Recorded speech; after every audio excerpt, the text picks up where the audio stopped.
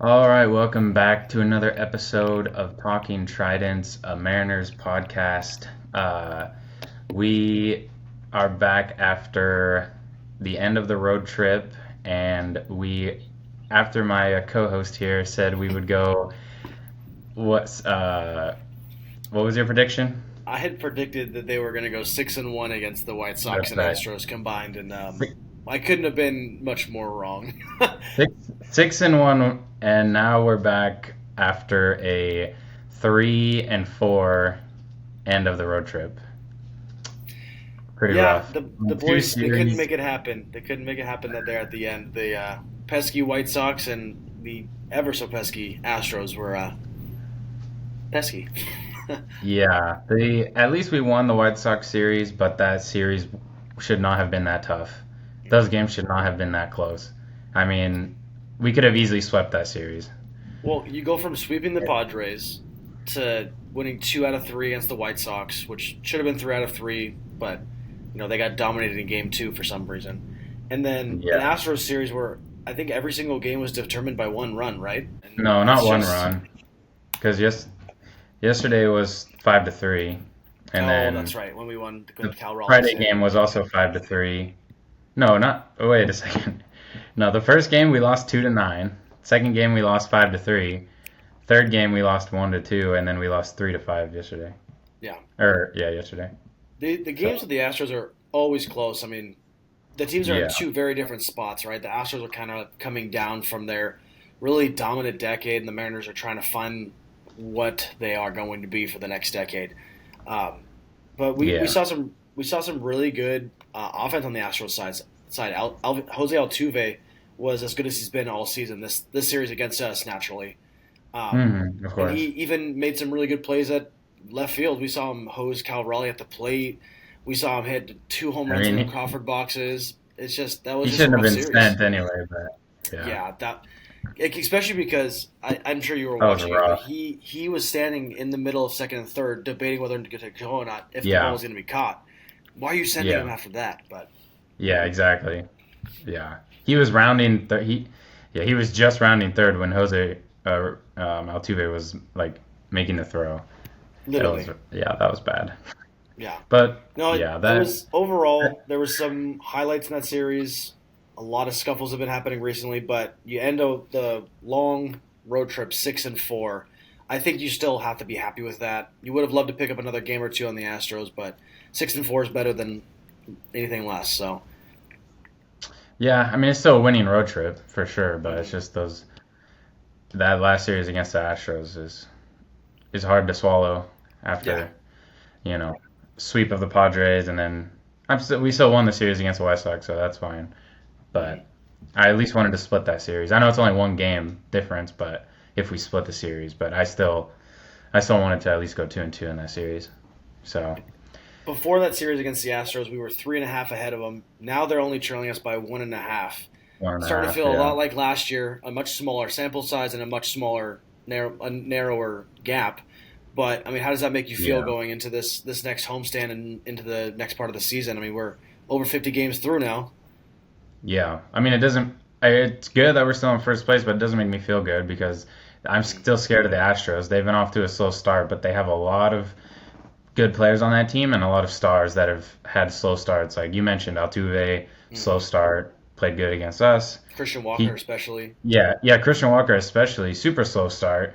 Um, and if he heats up and gets consistent the rest of the year, I mean that's tough. So Hmm. that's why I'm still scared of this team, and them only being a game and a half back from us is anything can happen. So that's Well, not a good place to be, in my opinion. I think of this too. At the end of the season, it's going to be a battle between the Mariners, Astros, and Rangers for first place. It's still open to anybody, but I don't think the Angels or the Athletics have the longevity and the talent to get all the way there at the end of the season. These No, I don't series think so. are going to pay huge dividends when it comes to tiebreakers at the end of the year. Let's say the Hmm. Astros and Mariners end with the same record, but the Astros have a game over us. They won. They just won the division and get the bye. Like it's simple as that.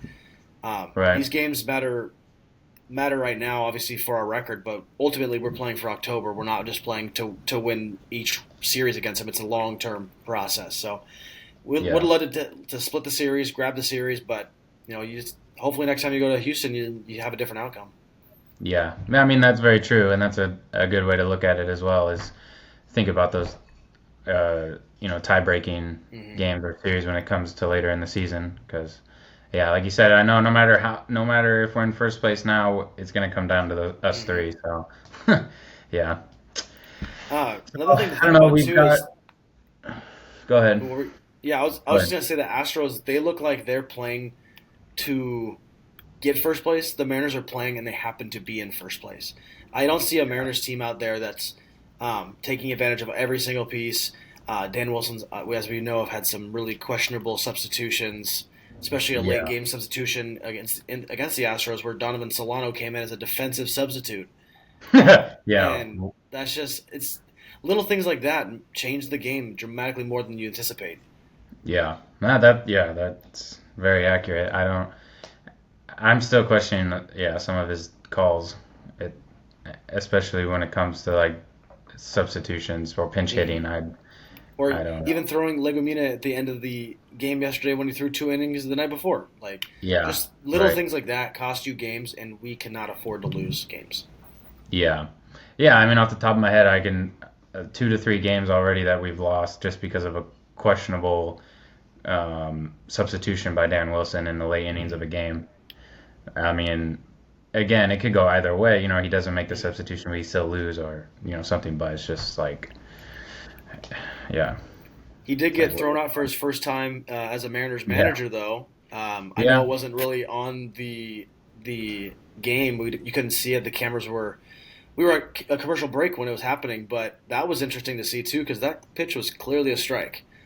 yeah, right, yeah. I'll throw up the video of that here, and we'll take a look at that because I didn't really understand why he was arguing that call. I mean, I looked at the pitch track, and it was clearly a Hmm. strike. Yeah, So I don't I know why was he so mad about that? from what I heard on the when I was watching the game, Jay Buhner was with Aaron Goldschmidt and Hyphen, and he Right. was talking how Dan Wilson's always been pretty even kill throughout his career. He's a very calm guy. Yeah. I think he was trying to light a fire under these guys. I think he was trying to say we need a late game push here. We have 1 inning to make it happen. Let's do it. And I think for him too, it also was a built-up frustration just from the last few games, the last few series, seeing those little things slip away because we had a lead in a lot of these games that we played against them, Yeah. especially against the Astros. So Yeah. Dan Wilson, I think, Yesterday was we doing it to try to get him to know, like, hey, this is your chance. We need to take these games. These are the games that matter the most. Yeah. I mean, that's fair. That's the first time we've seen really any emotion from Dan Wilson Yeah, in a game or outside. I mean, he's yeah. So I mean, it's good that it he's was good getting to see. I liked it. yeah. Yeah, I mean, I like to see that he's getting passionate and some sort of emotion, Mhm. but I don't know. So Hopefully, he could put that yeah, sort of passion into his selecting who's coming out of the bullpen or his lineups. But yeah, I everything know. takes time. Seriously, yeah. I don't know if it's just a new manager, Yeah, uh, trying to get his feel for it. I don't know, but yeah. But yeah, I mean, yesterday we had a 3-0 lead early in the hmm game, and then just just slowly faded away. pitching. Yeah, exactly. And you can't expect. I mean, 3-0 is a good lead, but early in the game, I mean, you can't expect your pitchers to, shut out the opposing team the rest of the game. You still got to get out there and score. And I like what you said earlier too about the Mariners look like a team that's just playing and Hmm. happen to be in first place, whereas the Astros, I mean, you can see in that series the like passion and the like fire that the Astros had compared to the Mariners. I mean, Well, I even was like, I just look at their defense, and I mean, Randy Rosarena is yeah, a great defender, but he is very lazy out there. He kind of just runs yeah, around to the ball. Like, I want to see a little hustle. The Astros all seem to have that hustle. Jose Altuve yeah, has been dominant in the league for over a decade. Was removed from his natural position at second base, is playing left field, and is still out there trying his hardest every single play. And that's yeah, the energy you need to win playoffs games. yeah, We're not yeah, playing. The season's not just because we want to see baseball. I mean, I love watching 162, but I'd love to see more. So act like it, and we got to play like it. yeah, yeah. I agree. I mean, yeah, I was gonna say like you can just see the hustle in the Astros team versus the Mariners. I mean, even running the bases, the Astros were hustling every time the ball was put in play, every like sac fly, stuff like that. I mean, the Mariners just kind of sometimes look a little like lackadaisical out there. Yeah. So, No. I don't know. Way to pronounce that word right, because I would have butchered that. So good job. Yeah, that's a word, right? The one more thing I wanted to cover, and then I wanted to go over the good things about the series. The downfall of Polo is real. We saw a hitter. Do you have his numbers pulled up? I do. We saw a hitter that was yanking the ball all over the park the first month of the season, batting well over 300, in the talks for like Aaron Judge level numbers, right? And Aaron Judge has continued to do that, and we've seen Jorge Polanco regress. In his last 15 games, Jorge Polanco has a total of 6 hits, 1 being a home run, 11 strikeouts. He is batting 128 with a slugging percentage of 213. I mean, you can't have more of a clear drop-off than he's had, and the Mariners need it. The offense is starting to look like we saw last year. Just, you get a home run here and there, but they were spraying the ball all over the park. Jorge Polanco, a large part of that. What happened? What's the difference? Yeah. I don't know exactly what the difference is, but I know. So, I mean, a player like Jorge, how hot he was to start the season, like you said, everyone comparing him to, I mean, he had better or the same numbers as Aaron Judge. You still have, even off to a start like that, obviously you're not going to be that hot for the whole season, but you cannot have a drop off like that drastically over that short of time. I mean, you have to somehow find a way to still play at a level that's, you may not be hitting like he was, but you still have to be somewhat consistent. I mean, I don't think there's any excuse for a fall off like that. I mean, like he was hitting with so much power. Like you said, he was driving the ball every at bat, and now it's like, I don't know. He's back to last year. Yeah, and we need him so badly to be good. Even in a DH role, playing 2 out of 3 games a series, we need him to get that big hit. We need him to hit that home run. We need Jorge Polanco healthy. I don't know if this shows that his progress and his health is regressing. One thing that I've noticed, and I also saw other baseball pages talking about this on Twitter, was that he's missing the fastball now. He's officially late on the fastball. Earlier this year, he was on time. He was hitting it, squaring it up. But now when he's getting that fastball, he's late on it, which is why he's popping it up, which is why he's missing it, which is why it's being ricocheted foul. He needs to hit that fastball. He's a fastball hitter. He can hit the off speed. We've seen that before. But every at bat, you're going to get one good fastball more often than not, and he's missing that fastball every single time this last 15 plus games. Yeah. I don't know what changes then. How can he be hitting the fastball that good and then now he can't? I don't understand. Baseball. That. I mean, I know from my own career and experience, like you could be on a tear one week and the next week you're not even getting on base at all. And that's just the nature of the beast. But in a professional setting like this, there's got to be a way where he can adjust. He can get the reps that he needs to get back on track, because we need that bat in the lineup. This lineup is far too good with him and far too bad without. Yeah, for sure. And I know baseball is the streakiest game out there. I mean, it's hard to be a consistent hitter, but you cannot have that extreme of a difference. I mean, you have to be better than that. Come on, Polo. I mean, no one thought he was going to continue at that level the whole year, but he's got to be better. And I mean, even if we could just see him batting 250, 5 bombs a month would be amazing. But if we hit that 3 or 4, we'll take that too. I mean, it's just there's got to be something else he can do. There's got to be something that can help balance him out and get him back at least on somewhat of a track, because that was such a special start of the year, and the Mariners need that moving forward to have long-term success. So 100%. And at a time now, at this point in the season, we've seen, he's not the only one. We've seen a lot of other guys, especially further down in the lineup, have not been able to contribute anymore. Miles Mastrobuoni, well, obviously Solano and Yeah. Tellez. I I don't mean, know, if he's not, Solano. He had a really good series, man. You see him? He had like 3 hits he in did it. one game. I was like, what? He did actually, and he had a walk. Yeah, I saw that, and he had an RBI yesterday. So yeah, hey, maybe Polo's slowing down and Solano's heating up. I don't know. Yeah. Is there a Right? correlation there? Exactly. But Um, like Tellez, if he doesn't hit a home run, I mean, he's not he's doing not that. anything. Yeah. Yeah, He plays good and defense, but we still need more than just good defense and home runs. We need consistency.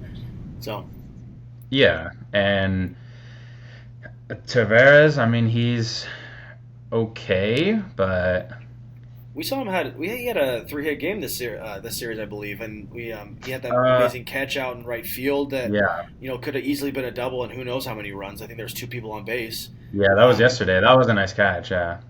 yeah, in his last So 7 games, he's batting 292 with 2 home runs and a stolen base. So I mean, Tavares yeah, has been kind of a light spot in all of this. In the series, he went 4 for 8, so he batted 500 in the series against the Astros. yeah, he's good, but or like he's been good recent, Yeah, but we need more out of he everyone though. yeah. So I don't know. It's just Ben Williamson has cooled down a lot. Hmm. Um, and I mean, Leo Rivas isn't an everyday guy. Hmm. Dylan Moore, meh. He's been as expected, I would say.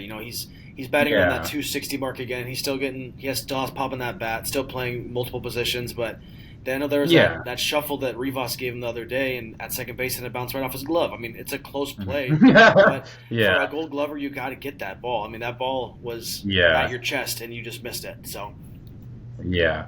So, yeah, and it's just that's the bottom half of our lineup right there, with exception of a couple guys switching off like Leo Rivas, Dylan Moore, Solano, Tellez, but that bottom half is not producing like it was at the beginning of the year. and there's a So name that I think we're going to see up sooner than later. We've talked about him all year long. He is just going crazy in AAA. Cole Young is batting over 300 on the year now, and is batting almost 420 in the last 2-3 weeks. He's yeah, hitting the ball with authority. He had another home run yesterday, as well as a triple the other day. yeah, I saw He that. needs to be on this team. With Polo not producing the way he is, Master Boney is not a good bench bat. What do you have to lose? No, What do you have to lose bringing up your top prospect who could play second base and shortstop? Mind you, that helps give J.P. Crawford some days off potentially. yeah, He's just doing too good. He needs to be on the team sooner than later. And we're going up against the Nationals next. That might be a good challenge for him. They don't have the best pitching staff. So why yeah, not bring him up against a weaker pitching staff and see what he can do? Worst thing dude, that can happen is like a Jackson Holiday situation. Send him back down and yeah, he comes back up later. yeah, dude, bring it. We're going Nationals start tomorrow, dude. We're gonna bring him up today by tomorrow. What here? Let's play. Let's do an over under on a percentage on this. Cole Young being called up at 55%. What are you taking on that? A little bit more than half a Mhm. chance he's going to be seen on the roster tomorrow. Tomorrow, under, Tomorrow. You're under, taking the under on that? Yeah. Yeah, I What think do I am too. I don't think he's coming up tomorrow. I don't think they're going to call him up. No matter a young player that is electric like that can really help a team out, especially when he's already hitting good. Bringing up a guy on a slump is never the best idea, but bringing him up on a hot streak, you really can't go wrong. Um, Yeah. I say give him a chance. I don't think it's going to happen. I'm still taking the under, but I think more than likely we're going to see him up mid-June. Yeah. I like that. I don't get me wrong, I'm super excited for Cole Young and I can't wait to see him come up. But yeah, I don't think yet. I think later this year, sooner than later. I think they will bring him up. Like you said, I could see that June, mid-June, maybe later. But yeah, I don't see what you really have to lose. I mean, Mastrobuoni. So send down Mastrobuoni and bring up Cole Young, and then I would ideally drop Donovan Solano and bring up Cole Young personally. Donovan Solano's really, been valuable this last series, if you could say that. Maybe. I mean, he had a couple doubles and a couple singles and whatnot, but Dylan Moore has proved that he can play first base. Mitch Garver, I've seen get reps at first base before, so we can get people to cover there.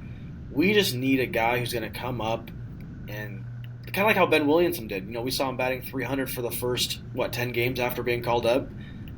This team is slumping right now. Why not get that type of production from a young guy? He might fizzle out after that and just get down to 250 and be a solid everyday player. But why not get that? Why not ride the hot streak he's on right now in AAA and bring him up to the Mariners when you need someone who's batting in the 7, 8, 9 hole that's going to be in there every day? Yeah. Yeah, I mean, I can see that. Like we said before, we can't really afford to lose these games, So, yeah, whatever gives us too. Like sending Solano down isn't the worst thing because Tellez can play first base every day. Dude, Solano, send him down? I don't think he has a minor league option. Oh yeah, sorry. Yeah, release him or trade him, something like that. Or just tell him he's our new third base coach, so he doesn't send anybody on that play. But honestly. So, I think Solano. I'm keeping Solano for now. I think he's a veteran.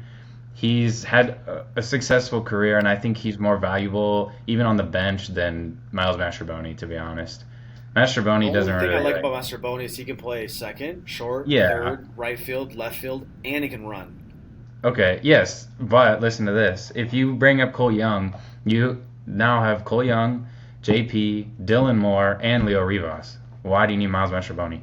Yeah, that's fair. I just brought up Solano's stats just to further solidify your opinion on this. In the last 15 games, he is batting .270. So, Yeah, I mean, he has in 30 at bats, he has 8 hits and only 5 strikeouts. So that's good. His strikeouts are down because at the beginning of the year he struck out every at bat. So it's literally and looking most of the time too.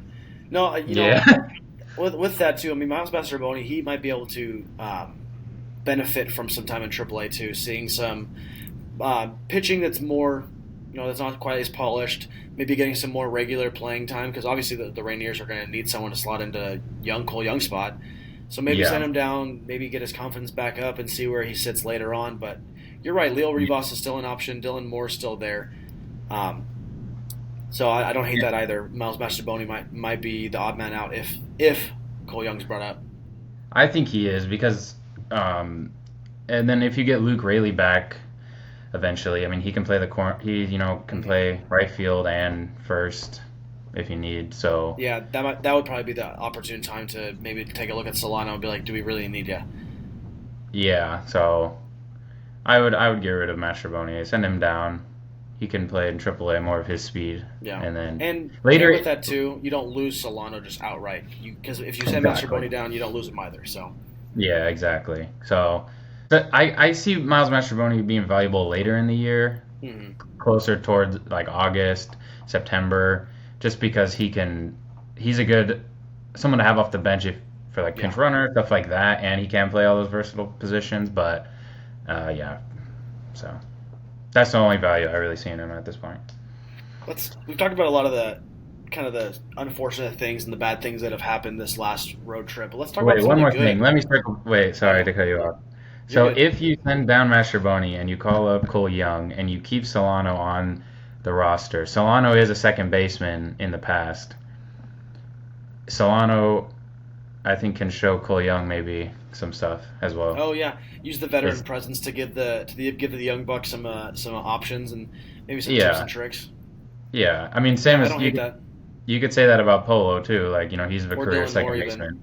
Yeah, so I think having both of those guys, obviously Polo's going to be in your lineup, but Solano's just a bench depth role. But I think Solano, that's probably his most valuable asset is his experience. He has postseason experience. He's had a lot of success, batting in the 280s for good teams too. So I mean he's a career 280 hitter, so he's doing something right. This is the outlier, so hopefully those last 15 games can pay dividends for the rest of the year. So I just wanted to say that, but yeah, go ahead. Yeah, I was going to say we talked about a lot of the bad from this road trip. Let's go into the good things we saw on this road trip because there are a few good things we saw on this road trip. Brian Wu continues to be dominant. He continues to look like that guy when we need him to go out there. Yeah. Luis Castillo had a great start yesterday. Unfortunately, Yeah. in the sixth, giving up that final run that lost the lead was frustrating. But again, going 6 innings against a good team and only giving up 3 hits. I mean, 3 runs. You're taking that every time if you can have that. Yeah. Um, and Yeah. not to mention another guy out of the bullpen who keeps yet again is still being productive. Carlos Vargas looks like that setup guy that we've been missing the last year. Yeah. Yeah. I like what I've seen from him out of the bullpen. Um, in terms of Luis Castillo, yeah, you can't really ask for any better than out of a starting pitcher. And like I said before, getting to a 3-run early lead is great, but you have to find a way to the rest of the game score at least another run or two. I mean, come on. Those Like, those extra runs that they crushing. secure so much. I mean, even just one, Yeah. run, it can come from a sac fly, it can come from a sacrifice bunt, it can come from a pass ball. I don't care. Yeah. Produce it somehow. Yeah. Yeah. Sorry, not to be negative again, but yes, Castillo looked great. We got to see George Kirby return, which is Yep. awesome. That He was one didn't of the things I look was going to great. say. Yeah. He didn't look great, but no spring training for him. His first start. Yeah, it's just great to see him back. Yeah, I agree because, like you said, I mean, getting him back is key. We had at one point three of our starting rotation on the IL: Miller, Gilbert, and Kirby. Yeah. And getting Kirby back, like you said, rough start. That's fine. He's a good enough pitcher. He'll bounce back in a big way. Just getting him Yeah. back is so amazing. And another good thing we saw in this series is Miller and Gilbert both did some sim games while we were in Houston too. And so Yeah. Bryce Miller might be even coming back. They said next week. Yeah. Yeah. I saw that. So that's good. Mm-hmm. That's better than expected, honestly. He also had said in an interview that this is Bryce Miller. He said that he felt better. He feels better now than he has the whole year so far, including spring training, and up to when he went to the IL. He had some Yeah, I saw lingering that issues. too. I guess he got one of those cortisone shots or whatever they call it, and he said he's feeling stronger and more confident. And that's the Bryce Miller we need back. If you get a confident Bryce Miller back, a commanding Kirby back, your rotation's healing real quick. Yeah. Yep. Exactly. So it's good that they're all making strides in the right direction. I'm excited to see Kirby's second start. See how he looks after his first. So We should see him against the Nationals, correct? yeah, I think so. Tomorrow is TBD, so I don't know, but yeah, I think we should see him either Wednesday or Thursday, right? Yeah, I would say so. Because we have what? Is it Evans and Hancock and Kirby are the next three up? Yeah. Because Mu and Castillo are the last two, and then Kirby was on the first game of the Astros series too. So yeah, so it should be yeah. But so we'll see him soon. Yeah, Nationals good team, but not great pitching, and the offense. I wonder what is their record? They're 24 and 29. Yep. So again, a team that we should be able to put some good games together. We'll see. Yeah. We're back home. Mariners have played really good on the road this year, but they've also played decent at home. It's going to be really exciting to see. Looks like tomorrow we go against their left-hand pitcher Parker, so we'll probably see a Donovan Solano, Mitch Garver line up in some way, shape, or form. Then on Wednesday, looks like we're going up against Williams, who has over a 6 ERA. So maybe this is a good series. The Mariners can get back on track, continue progressing forward, and get back on the winning streak that we know that they're capable of. Because this team has too much talent to be playing the way that they played against the White Sox and losing 3 out of 4 against the Astros. Yeah, bounce back time this series. Let's get them hot again, and go on to a tough Minnesota team after that. Last thing I wanted to say before we close out this episode, Cal Raleigh has been truly unimaginable this year. Once we signed him to that extension, I know you and I were excited. We were texting all about it right when it happened. We knew he was going to keep progressing in his career, but this year truly seems like his first jump forward. I think he's a lock for the All-Star game. He better be, at least he better be. I don't know if you've looked, but his WAR is over 3 right now. We're 50 games through the season. In a full season, that could equate to a 10 WAR season. I can't remember the last time we saw a player on the Mariners have a 10 WAR. I mean, even Julio at his best was not doing that. Yeah. What is the over-under on Cal Raleigh having a 10 WAR season this year? Obviously, that includes everything from defense to batting to managing a pitching staff.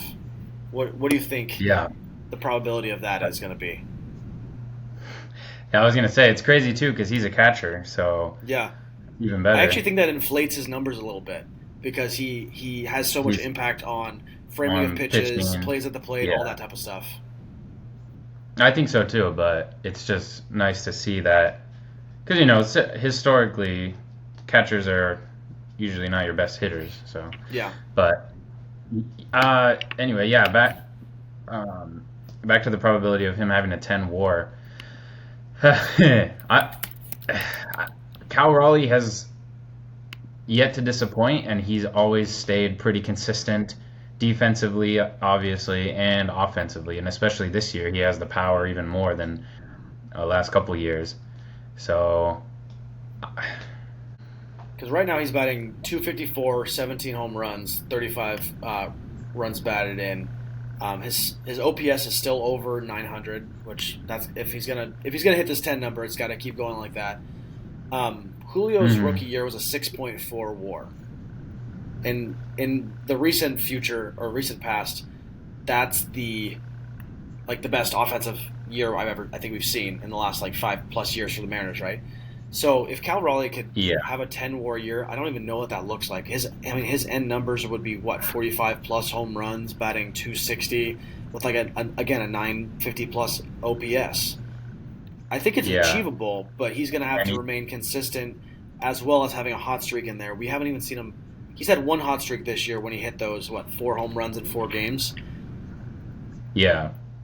Yeah, and then he's gonna have to hit in 100 RBIs. So if not more. I mean, last year he hit 100. If not more, So. Yeah, so he's probably got to be closer to 120, honestly. Let's do a quick calculation. So I don't know how to calculate that either. Cal Raleigh so far has played every single game for the Mariners. I don't think he started every single game, but at some point he's been in for the game. Yeah. He's DH'd or caught, yeah. Yeah, if we take his home run total currently and average it out for a season, he's hitting 52 home runs, okay? Damn. If we take his runs batted in over the season, we're looking at 109. I mean, 52 home runs and 109 batting in, plus managing a pitching staff as well as playing platinum glove defense. I think it's more realistic to say he'll have an 8 WAR season. I think that's pretty realistic. I think 10 is pretty unachievable in my opinion. Because, I mean, who even has had the most recent 10 WAR season? I mean, let's see. I mean, the single season leaders for WAR in a season, and obviously this is going to go back to some big names, but. Yeah. Well, you look at what was that? I was just gonna say last year Ohtani only DH'd, and his WAR was I want to say close to 8. So. Yeah, I'm looking right now. So. You would have to hit Ohtani numbers batting. We've seen only 60 to 10 WAR seasons in baseball ever. Okay. Some names I'm going to throw out that obviously are going to be on the top. Babe Ruth, right? Barry Bonds, Lou Gehrig, Cal Ripken Jr. The most recent 10 WAR season was Aaron Judge last year at 10.8. Yeah. Okay. Well, I don't think Cal Raleigh's going to achieve what Aaron Judge did last year. I don't think that's going to happen. But I think we can very well see the best offensive season by a Mariner in the last 5 years by Cal Raleigh this year. Yeah, by WAR and home runs and RBIs sake. I would say overall OPS. I like OPS and WAR as to prove value on a team. Obviously home runs are great, but you could hit 40 home runs and have a negative WAR. Believe it or not, I'm pretty sure. Let's say you're playing first base and you drop half your balls. I mean that just Yeah. blows your value up right there. But I think Cal Raleigh hitting 8's very reasonable. I think he's a lock for 7+. Yeah. No, I'll say a lock for 6+. I'll say he'll have a better year than Julio's rookie year for sure by WAR and OPS. But it's been special, and I know that we were excited when we signed that contract, and we knew that he was going to be another face to this team and this franchise, and we've seen that this year. Yeah, I could very well realistically see around 8 WAR for sure. If you can have an 8 WAR season, that's pretty special, and that right there it solidifies him as probably one of the best catchers to ever take a field. I mean, if he can consistently do that for the next 6 years of his contract. Yeah. What I was gonna say is, I think Cal Raleigh is definitely even at this point, unless he has a terribly slow streak, he's got to be a lock for AL All-Star catcher. Yeah, I mean, for sure. There's no way. Starting AL All-Star catcher. Yes. That's what I mean. Starting AL catcher for the All-Star game. I mean, what other catchers in the AL are even close to as good as the season he's having right now? So. Yeah. It's been special, and there's been a lot of ups and downs in the season so far, from going 3-8 to start the year to our 9 series in a row wins to now kind of leveling out and still playing above 500 baseball. Cal Raleigh's been a big part of that. He's going to continue to be a big part of that for the rest of this year and years to come. But also let us know what you think about these next 2 series and how they're going to play against the Nationals and the Twins. Thank you for watching this long Talking Tridents podcast. We like getting into rambles like this, and we'll never stop that. So stick around if you want to see more. And thanks, guys. We'll see you again next week. So much excitement for this team. You just can't stop talking. And with the holiday being today, why not get on a soapbox real quick? Yes, sir. Well, thank you guys again for watching. Enjoy the rest of the long weekend. Hopefully we get some good Mariners games upcoming, and go Mariners.